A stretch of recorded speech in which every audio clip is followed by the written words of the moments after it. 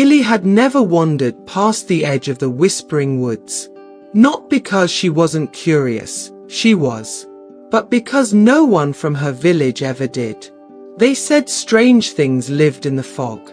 Things with scales and wings and memories older than the wind. But that morning, the fog felt different. It wasn't cold. It wasn't heavy. It felt like it was waiting. Illy stepped past the last oak tree, her boots crunching softly on damp leaves. She had followed a sound, not loud, not frightening.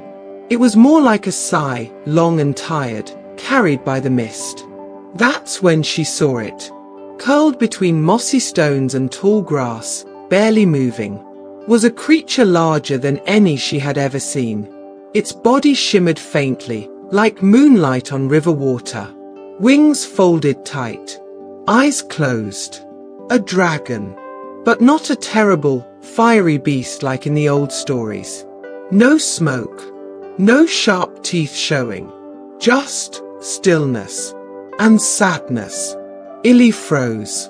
Then, the dragon opened one eye, pale, glowing softly, and looked at her. Not with hunger. Not with fear. But with a question. Are you lost? Illy whispered. The dragon blinked slowly. Then, with a voice that sounded like distant thunder trying to remember how to speak, it said, I don't know. Illy stepped closer. You don't know if you're lost. No, the dragon murmured. I don't know anything. And with that, the mist around them thickened. Not from danger, but from a story just beginning to remember itself.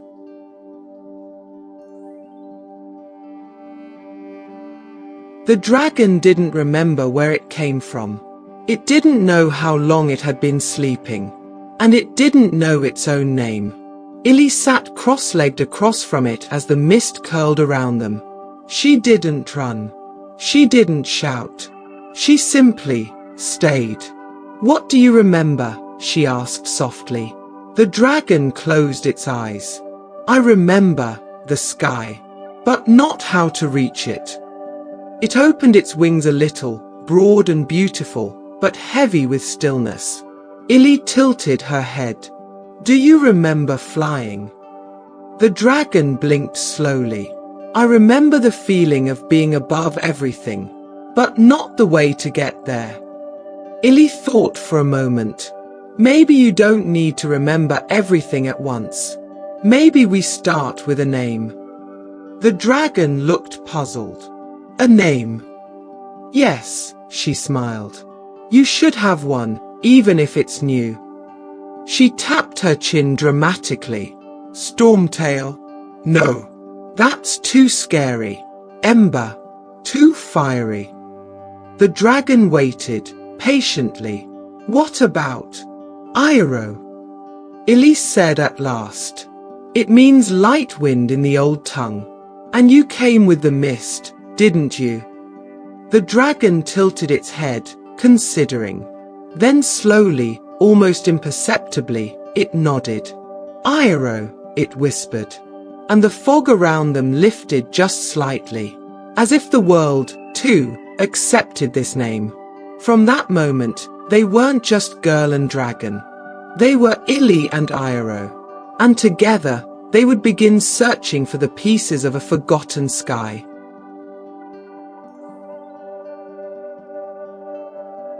In the soft light of morning, Iroh stretched his wings for the first time.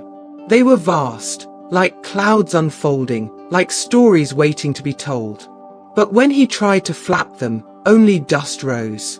No lift. No wind. No flight. Illy watched from a nearby rock. Maybe you forgot how to fly, she said gently. But maybe your wings remember. Iroh looked down. I don't even know what held me up before. I don't feel light anymore. Illy stood and walked toward him, hands behind her back. Well, when I forget how to draw, she said, I don't stare at the paper. I go look at the sky. It reminds me what I loved in the first place. Iroh blinked. What does the sky have to do with drawing? Elin smiled. Everything. They decided to climb the ridge above the forest, where the mist lifted and the valley opened wide. It wasn't easy. Iroh had to drag his heavy tail. Elin helped brush away vines. They laughed, they slipped, they rested. And then, they reached the top. Below them, the entire world. Mountains folded like blankets. Rivers carved silver paths. And in the sky, clouds moving freely, without asking how. Iroh stared in silence. I've been here before, he whispered. Elin looked up at him. Do you remember? Not with words, Iroh said. But my wings feel less heavy. He stretched them again. This time, they caught a little air. Not enough to fly, but enough to feel something ancient stir. A memory, not of where he had been, but of who he might still become. The next day, the sky broke open. Rain came fast and cold, drumming on leaves and soaking the trail Elin and Iroh had taken. They took shelter beneath an old cliff ledge, surrounded by moss and echoing water. Elin rubbed her arms for warmth. Iroh curled his tail close. They didn't speak for a while. Only the sound of rain, like whispers from the sky. Then, Elin looked up. You breathe fire, don't you? She asked gently. Iroh shook his head. I don't know how. Elin frowned. Not even a little spark. No. His voice trembled like the rain. I don't feel fire inside me. I only feel hollow. She was quiet a moment, then reached out. Maybe your fire isn't the kind that burns. He blinked. She pointed to the sky. Rain puts out fire, right? But maybe your fire lives in the rain. He didn't understand. But that evening, as the rain softened and clouds parted, something changed. A single spark, no bigger than a candle, glowed faintly at the edge of his breath. It didn't roar.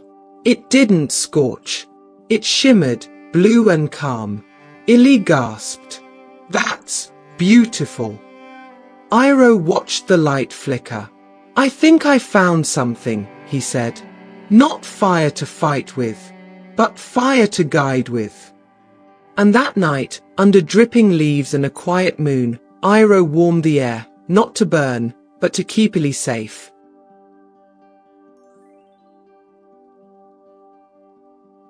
After the rain cleared, the forest felt different. Not just wet, but awake.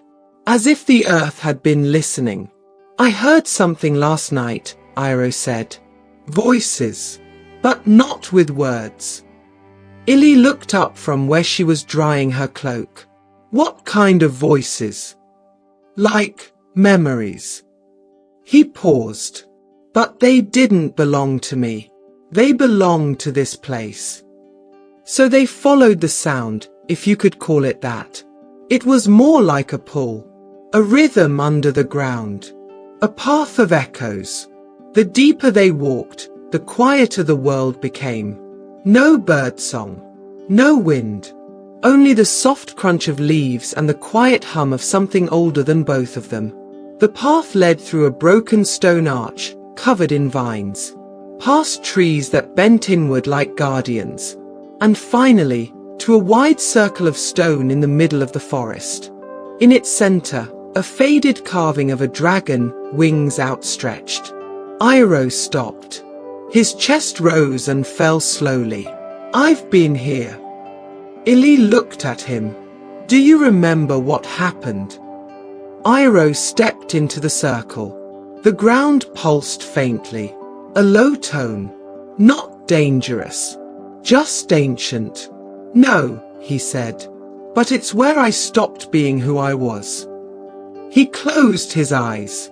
And in the windless air, a whisper returned. Not all forgetting is a loss. Sometimes it's the path to becoming.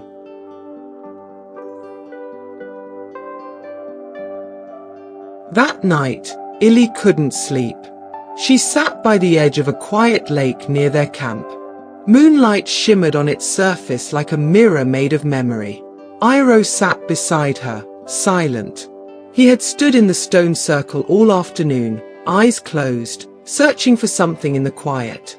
But what he found wasn't clear. "Elin," he said softly, "what if I was meant to stay grounded?" She looked up, surprised. "Why would you say that?" He gazed at the water. "I don't feel broken anymore. Just still. Like maybe I was never meant to rise again." Elin didn't answer right away. Instead, she stood, walked to the lake's edge, and pointed. "Look," she whispered. In the reflection, the moon hovered above the water, perfectly round. But next to it, spread wide, was Iroh's wing. Not on the ground. Not folded. Reflected. "Iroh," she said, eyes wide, "your wing." He stepped closer. The water shimmered again, showing not just one wing, but both outstretched, glowing faintly like memory made real. "But I didn't move," he whispered. "No," Elin smiled, "but maybe some part of you remembers." He crouched at the edge, lowering his snout near the water. And for the first time, he saw not who he was, but who he could be again.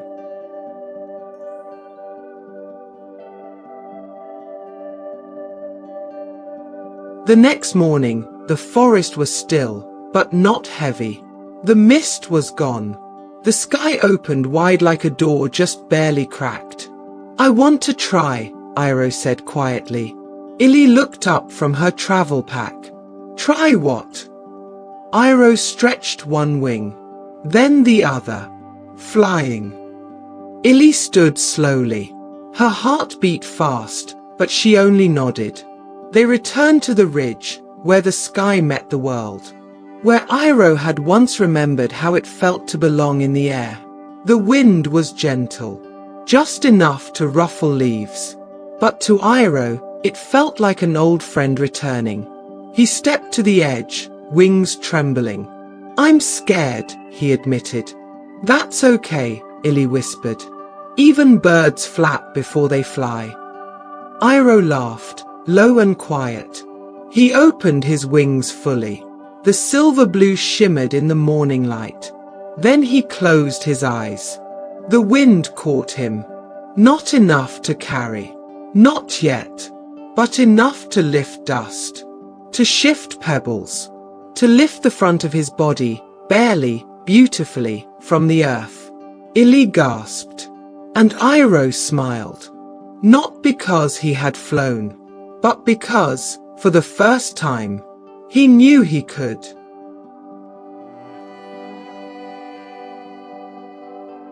They returned to the ridge one last time. The wind waited. It moved around them like a breath held for years. Not wild, not loud, but ready. Elin placed her hand on Iroh's side. "I'll be right here," she whispered. Iroh nodded slowly. He looked to the sky, not as something lost, but as something waiting. He stepped to the edge. The clouds below stretched wide and pale, like waves in a forgotten ocean. One wing moved, then the other. He closed his eyes and jumped. For a moment, nothing. Then the wind rose, caught his wings, and held him. Not high, not far, but real.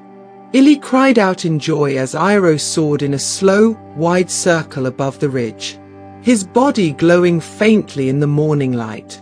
His wings remembering not only how to fly, but why he ever wanted to. He didn't vanish into the sky. He circled back and landed, softly, beside her.